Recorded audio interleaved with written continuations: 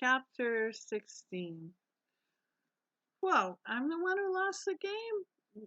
I'm the one who lost the game? Why is Hattie upset? She holds me up at arm's length. She gazes at me intently, her eyebrows narrowed. Fenway, she yells, louder and madder than ever.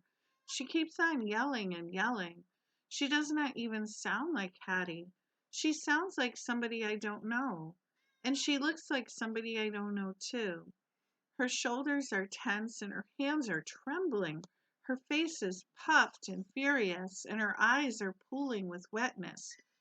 Bad, bad dog, she cries, her breath becoming uneven, and her face or her voice is a horrible mixture of fury and grief.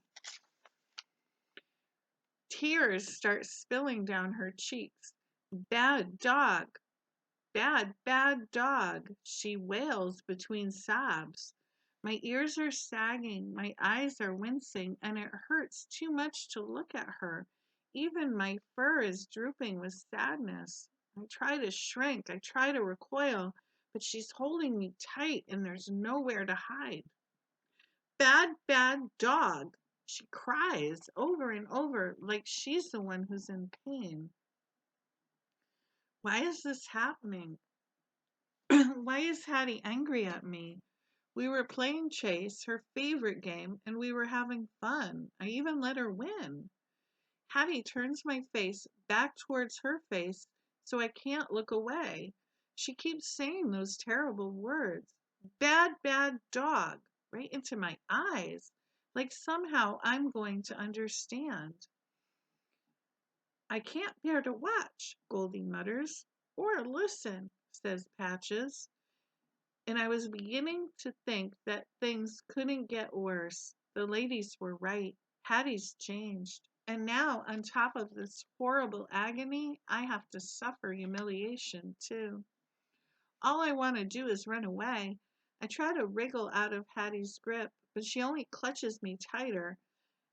It's by definition the most awful day ever. I hang my head and whimper. When will it end? And just like that, Hattie sets me down. She flies up the porch steps, charges into the house, and she slams the door.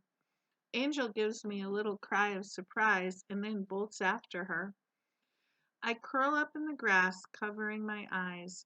If I could get any smaller, I'd actually disappear. My heart, my heart is aching for him, Goldie murmurs. I wish there were something we could do, Patches says.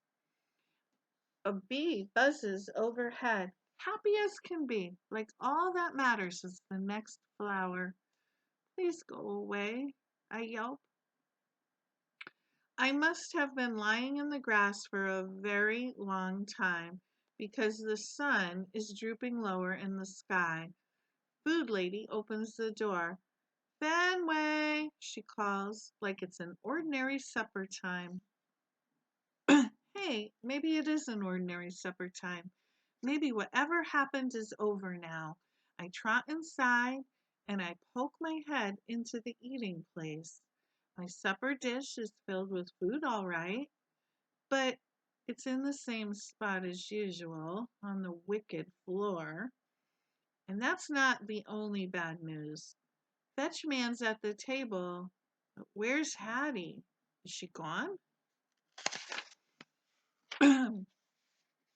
I must find her. I blast around the corner and I fly up the stairs. When I get to Hattie's room, I am wildly out of breath and wildly relieved. Good news. She's in there. I want to dance around in celebration. Something horribly suspicious is going on. Hattie is opening drawers and packing things into a bag.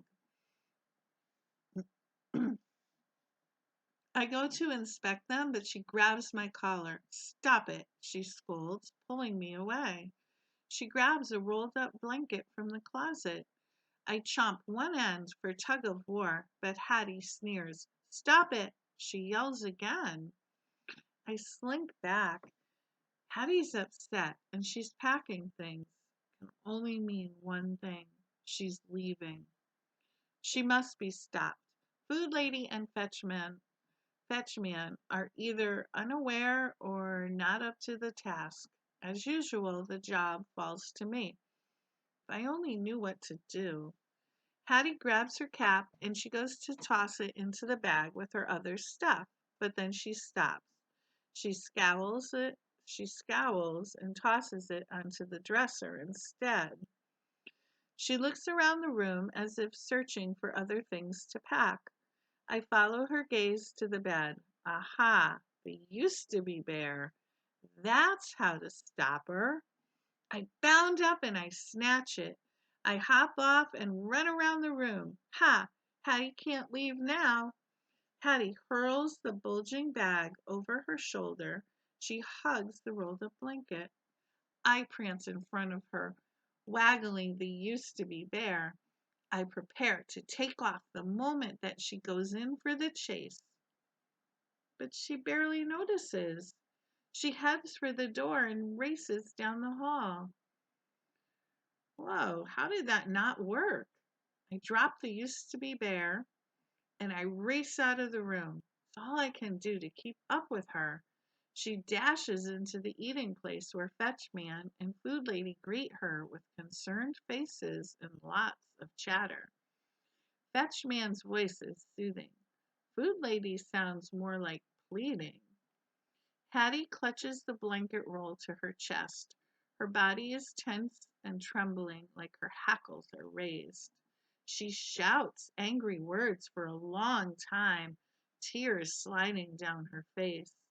Finally, she stomps her foot.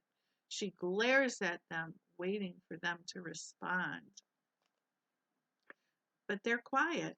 Fetchman hangs his head and then he looks up at Food Lady with sad eyes. She gazes back at him, her hand on her forehead. Fetchman opens his mouth to say something, but doesn't. Food Lady's eyes get watery. What's wrong with them? Can't they see that Hattie's running away? They're not even saying anything. Why aren't they trying to stop her? Food Lady shrugs her shoulders like she has no choice but to give up. Fetchman sighs loudly and he puts his arm around her. Let her go, he says. I have no idea what he just said, but they're not doing a thing. They're just letting her go. Hattie can't leave. I must find a way to stop her. Fetchman speaks to Hattie in a warning voice. He goes to a cabinet and takes out a small light.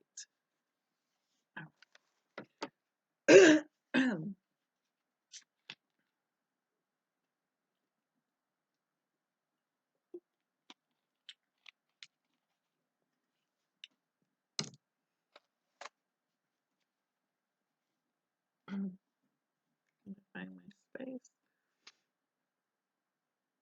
Food Lady opens another cabinet and pulls out a bottle that I recognize right away. It makes an awful hissing sound and sprays a smelly, choky mist. I back off even though there's no way she can reach me. Hattie marches to the sliding door. Fetchman and Food Lady follow with a small light and choky spray. And are they actually helping her leave? I have to do something. I can't let my short human run away. I'm running in circles, desperate for an idea, when I spot Hattie's rolled up blanket and her bulging bag right in the middle of the wicked floor. How long before she realizes she's forgotten them and heads back? I could steal the blanket, the bag too. I could hide them where she'd never look. She wouldn't be able to leave. It's the greatest idea ever. But I have to hurry. She could be back any second. It's about to I'm about to race into the eating place when the flaw in my plan hits me like a door in the face. Her things are on the wicked floor. I faced this situation before. I did not win, but the stakes have never been higher. There must be a way. I dart back and forth in the hallway. How can I force the wicked floor to surrender Hattie's things? I'm exhausting myself from racing and pacing. I'm a professional. It's my life's work to protect my humans from danger. I can't let a wicked floor keep me from doing my job. I swipe a claw across its evil surface. It's smooth and slick as ever, but a dog's gotta do what a dog's gotta do. I plant both paws onto the floor's gleaming wickedness. Instantly, my brown paw slides away, and the white one buckles awkwardly under my chest. I crumple, splat across the doorway. Ouch! I yell, ow, ow. My mind claws, oh, my mind claws. My hind claws dig into the carpet. I ease myself back out into the safety of the hall. I try to lick the soreness out of my paw. Too bad I can't lick away what's really hurting. Hattie is running away without me. I stop mid-lick to growl at the wicked floor. I'll get you, I bark, somehow. Hattie bursts back into the eating place as determined as ever. Although, judging by the nauseating smell, she lost a battle with the choky spray. She rushes over and collects her bag and rolled up blanket. She turns and heads out. I hear the back door slide open. She does not say goodbye. She does not even look back. I race around the corner to the door and peer through the screen. Hattie climbs up the giant tree, and then she is gone. And that was chapter 16. Fenway and Hattie.